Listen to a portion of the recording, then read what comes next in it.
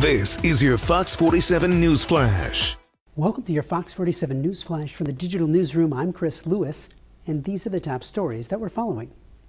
In a special state administrative board meeting on Tuesday, Governor Whitmer moved around millions of dollars between 13 different department budgets.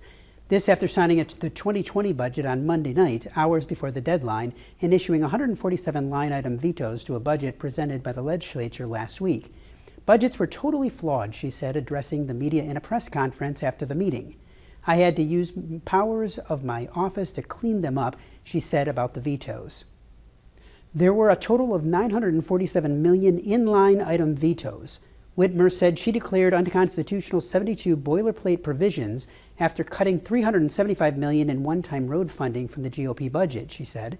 Their phony road plan cut critical funding from the state departments that we need to protect health and safety.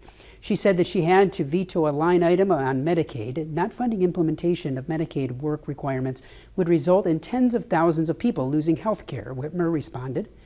She has been getting some criticism on social media about vetoing the Pure Michigan ad campaign.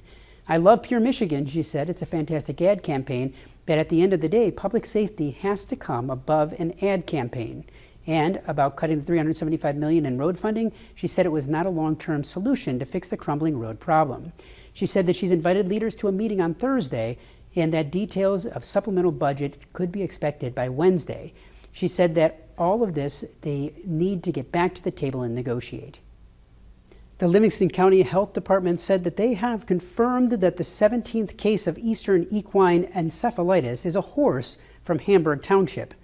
The horse, an unvaccinated 3-year-old paint gelding, had a sudden onset of neurological signs on September 23rd and was euthanized. According to the health department, there's been no human cases of EEE reported in Livingston County. According to the state, there have been only 9 cases in EEE confirmed in residents of Barry, Berrien, Calhoun, Cass, Kalamazoo, and Van Buren counties, including 3 deaths. There have also been 17 animal cases of EEE confirmed, 15 equine and 2 canines, which were 2 wolf pups that both died at Binder Park Zoo in Battle Creek. EEE is very rare, but it is one of the most dangerous mosquito-borne diseases in the United States, with a 33% fatality rate in people who become ill. The virus is transmitted to humans and other mammals through the bite of an infected mosquito. Severe cases of EEE infection begin with the sudden onset of a headache, high fever, chills, and vomiting. The illness may then progress into disorientation, seizures, and coma. Anyone who thinks that they may be experiencing these symptoms should contact a medical provider immediately. Michigan State University President Samuel L. Stanley announced that Executive Vice President Satish Udpa is resigning from his administrative position, according to a press release. The release states that Udpa will be returning to lab and research work at the university.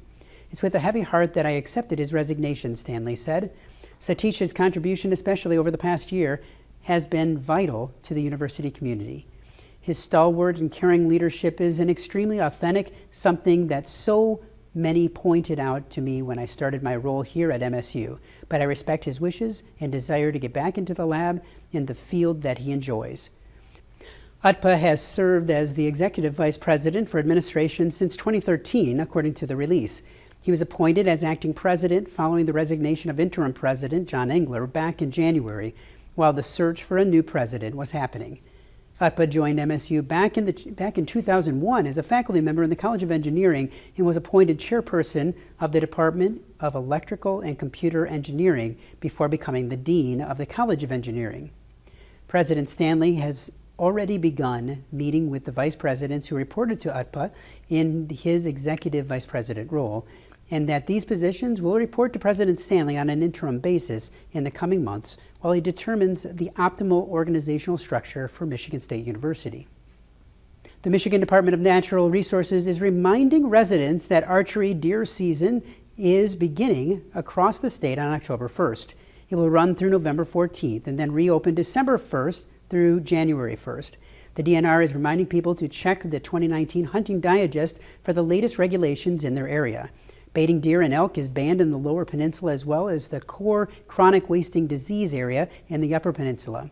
The exception is for hunters with disabilities who meet specific requirements. Learn more about all of these and all of Mid-Michigan's breaking news on Fox 47 News Fox47.com.